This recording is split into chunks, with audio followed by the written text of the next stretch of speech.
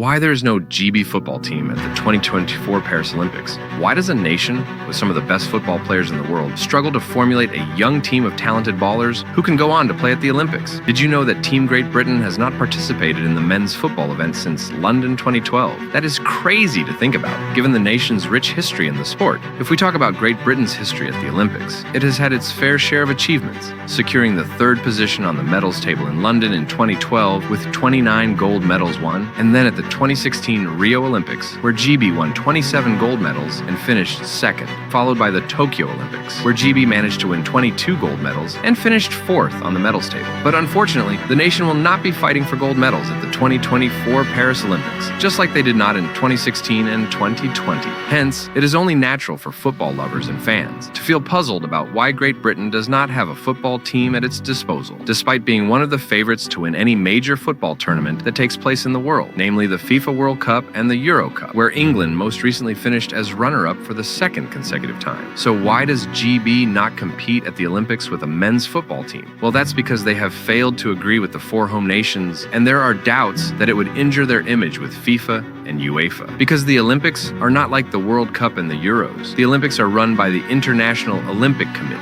IOC. The four home nations of England, Scotland, Wales, and Northern Ireland are registered together in the Olympics, and hence Team GB is used to address them. As it stands, Scotland, Ireland, and Wales think that they would prefer freedom of their own for major football events. What these three countries primarily believe is that if Team GB showed that the term could be commonly used for all the nations, then FIFA and UEFA would leave no stone unturned in forcing it down upon them. And these concerns are not fresh, as they have had these doubts and apprehensions for decades now, even for London 2012. But Sepp Blatter, president of FIFA at the time, assured these nations that they need not worry about this.